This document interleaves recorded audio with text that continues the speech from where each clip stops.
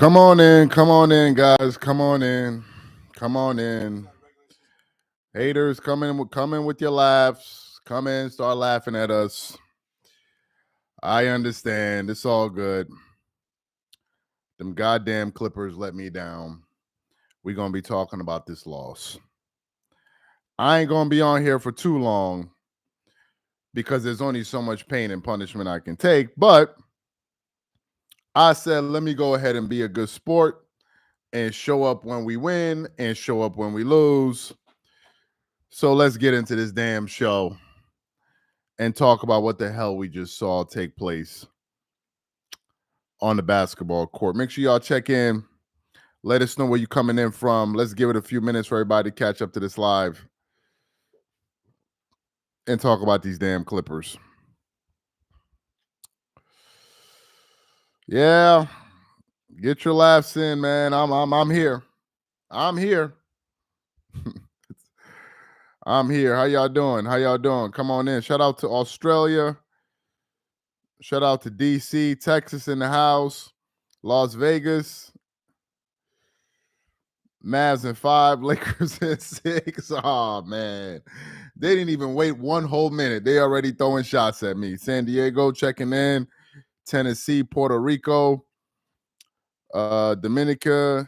Where else we got? Minneapolis. Shout out to Montreal, Jamaica. Shout out to Jamaica. Harden, Brick Show. Shout out to Dallas. Shout out to Dallas. Virgin Islands, San Antonio, Texas, South Carolina, Nicaragua. Shout out to New York, Ivory Coast. Make sure y'all go ahead and come in. Let me just get the box score of this madness that I just went through. I got a lot of thoughts about that. So let's allow everybody to catch up to this live. Let me just get the box score ready. Reading PA, Miami. Shout out to Miami. Somebody said Kawhi is a fraud. Who else? Cayman Islands. Kawhi is back. Luca. Kawhi was hooping. Who else we got? Los Angeles. Somebody said Los. Oh, I see you, Micah. That's a good one. That's Micah. Been one of our longest supporters. He's a Laker fan, and he had to get it off. I mean, I you know what, man? That's fair enough because I did some Laker videos, cracking this, making jokes about Laker fans. So it's all good. Kawhi is washed. Okay, let's give it like another 30 seconds, and we're gonna get into the slide. I don't want to keep you guys too long here, but I do got some thoughts. He said Harden tricked you. Clippers will come back. Clippers in 5. Memphis. I see Memphis over there. Okay. So let's get into this live. Let's get into this show here. People be coming in. Also, if you guys, we have a survey. It's only going to take you 3 minutes. We got a pin to the top of the chat. You have an opportunity to win prizes from Amazon. We're going to be giving out gift cards. If you want to win some gifts, win an Amazon gift card, be sure to fill out that survey. Really appreciate it. Only take a few minutes. We got that pin to the top, and win a $30 gift card. So if you're into that, just please go ahead and check that out. We appreciate that. Anyway, let me get into this live here. I saw the game, and you guys know I posted on the channel that Kawhi Leonard was coming back. And I did hear right before the game that Kawhi Leonard has not been practicing and all of that. So I knew he was going to be really rusty. Looking at Kawhi in the beginning of that game, you could tell he was really tentative. He was really rusty. He wasn't really taking a lot of shots. I think he missed his first 2 shots. So he wasn't very aggressive early in the game. So I knew that it wasn't going to be Kawhi of old. I knew that. In the game, obviously you saw it. It was very, very sloppy. Both teams are out of whack offensively. And I said to myself, I was like, whatever team that's going to be able to figure out their offense and get going is probably going to be the team that's going to win this game. Because to be honest, the Clippers and the Mavs were playing deep. Defense wasn't the issue. Is that both teams just simply could not find an offensive rhythm. Let me tell you guys some of the things that I noticed in the first half that was really annoying me. As you guys know, Ivica Zubac got into foul trouble, so they brought in Mason Plumlee. Mason Plumlee almost made me like break my damn phone. This guy was a total liability in that first half. I was so pissed off And I was just saying to myself, when is Ty Lue going to take this guy off the basketball floor? I mean, he was really hurting him, especially in that pick and roll with the switch with Luka. I mean, he was just feasting on him. So it was very, very frustrating watching him be out on the floor when Ivica Zubac picked up those fouls. That's the first thing. I don't think anybody played well in that first half. Luka and all of these guys didn't really play well. In the second half, however, obviously Dallas was playing well, but even at the end of the game, it wasn't like a high-scoring game. They won the game 96-93. So it wasn't a high-scoring affair. I think it was like 46 or something like that, 47, 43 or something going into the half. In the second half, Dallas was playing a little bit better. The Clippers started to play a little bit better, but both teams weren't really shooting well in that game based on what I saw, and I think what a lot of you guys saw. Kawhi tried to get it going in the second half, but it wasn't really working. In terms of the Dallas Mavericks, I think the Mavericks had more continuity because they were not missing a lot of their great players although I think Tim Hardaway Jr. got injured. I think their center got injured early in the game, but then he came back in the second half. But Kawhi Leonard, I think the Clippers were dealing with trying to integrate him back into the flow. And I think it messed with a lot of the other players' game, like James Harden, like Paul George. Kawhi looks injured, you can tell. Appreciate the super chat. Why did Ty Lue take out Russ at the end? I'm gonna get to that a little bit later. Appreciate the comment in the super chat. But as I was watching the game, something began to become quite apparent to me.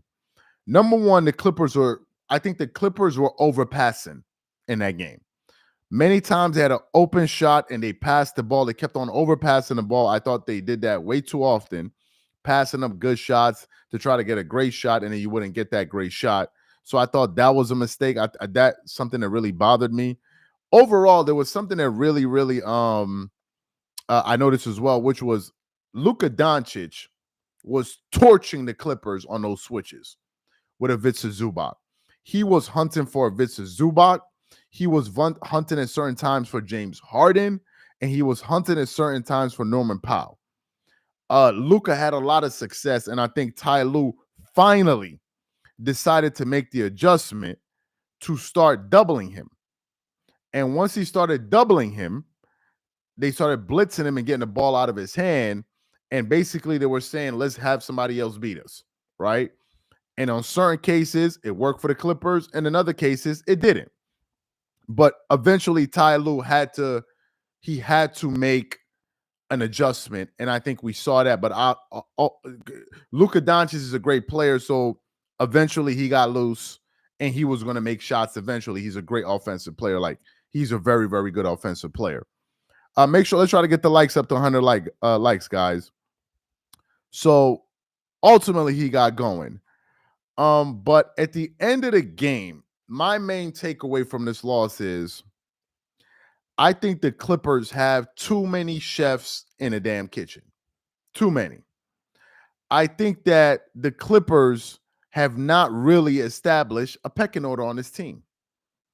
I think there's a lot of standing on the corner. There was a lot of ISO ball that I did not like. They were not moving the ball. It was a lot of my turn, your turn.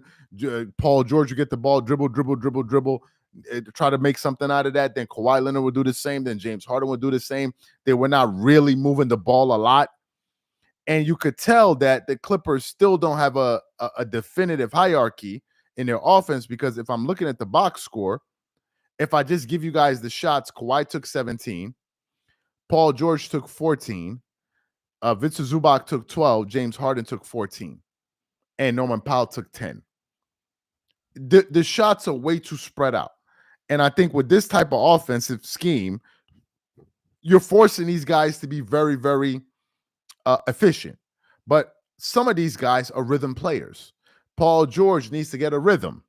James Harden needs to get a rhythm. Kawhi Leonard, to a certain extent, needs to get a rhythm, although he's probably the most efficient player that they have on the court. And I didn't like that. Now, Kawhi took 17 shots. He was aggressive, but not as aggressive as he wanted to be. He was 0 of 5 from the three. So Kawhi Leonard, I'm not going to hold anything against him in terms of, I'm going to blame the game on him. No, I'm not going to do that. but he is their best player. And you notice we put him in a thumbnail. I wasn't going to put somebody else. I wasn't going to scapegoat somebody else. It's Kawhi Leonard. It's his team. He's the best player. But to me, man, I think the Clippers have too many chefs in the kitchen.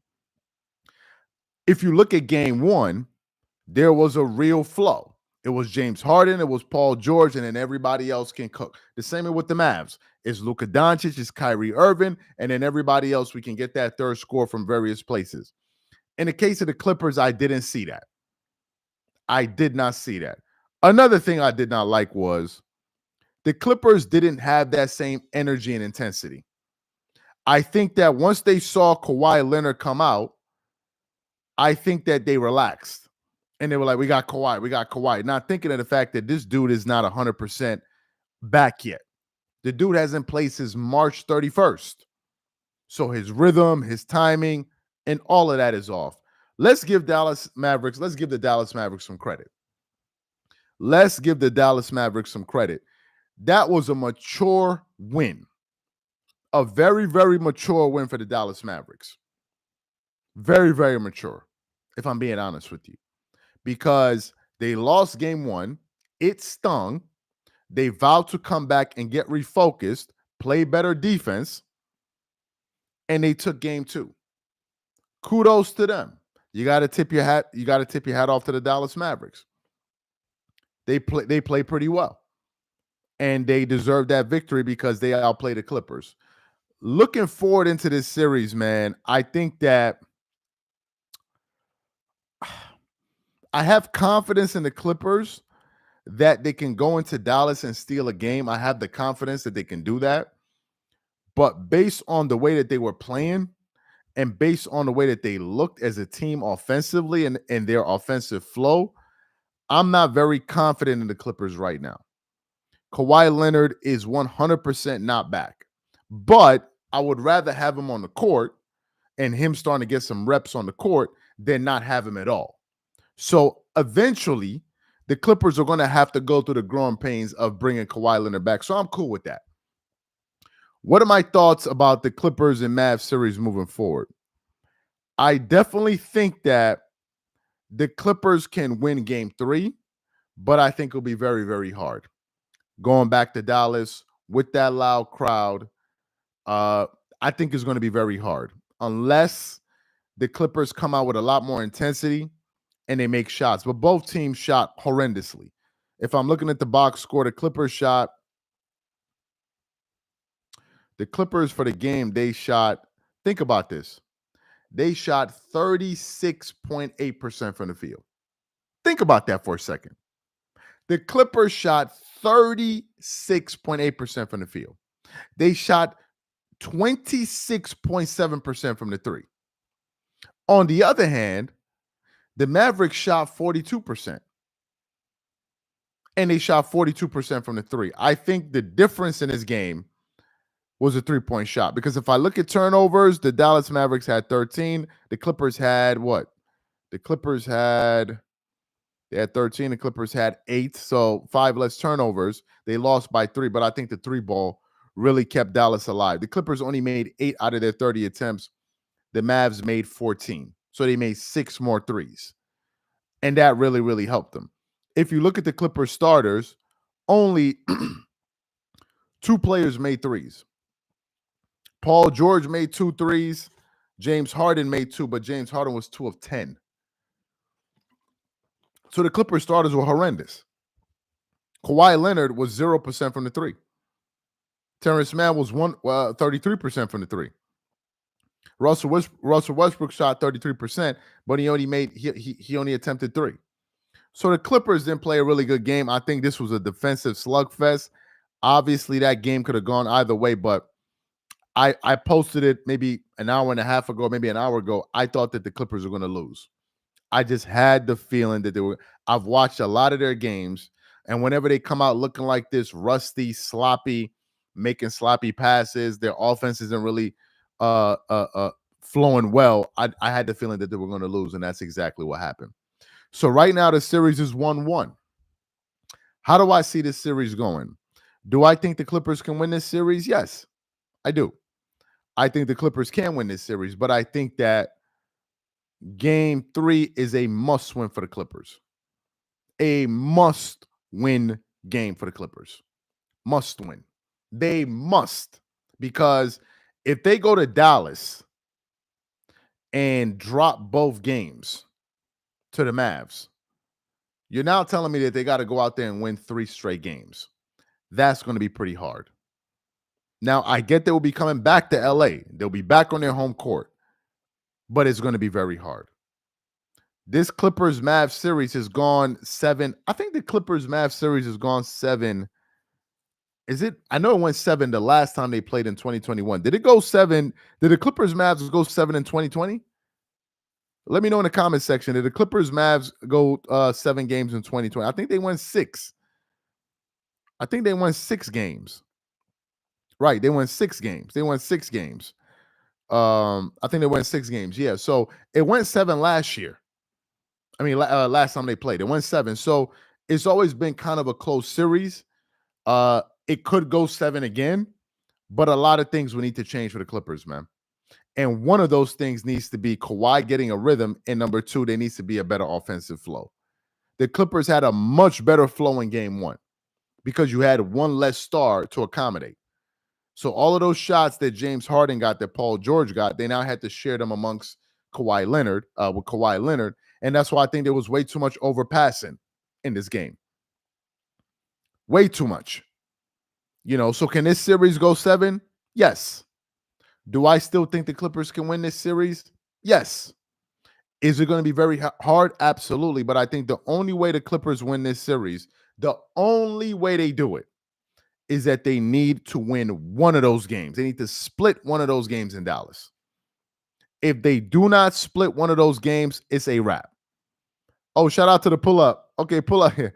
Shout out to the Pull Up podcast, man. He's a real live Clipper fan. I think he even works with the Clippers. So shout out to him, man. He's very confident in the Clippers, and he's saying he got them in 6. So to me, I don't know if I got them in 6 right now. I got to see how they play in game 3. I just think that they got to win one of those games. That's just it. They got to win one of those games. But then again, I wouldn't be surprised if they lost.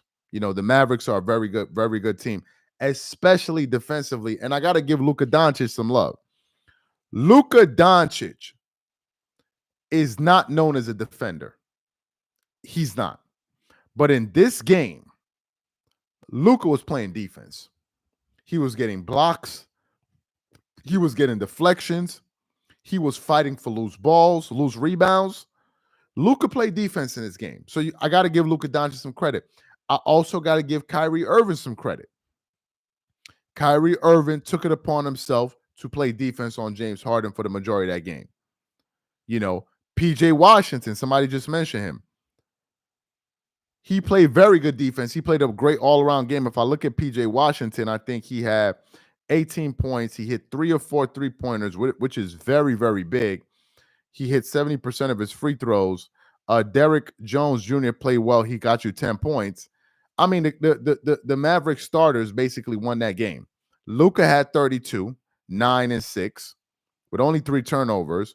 Kyrie had 23. Between the two stars, you had 55 points. 55 points.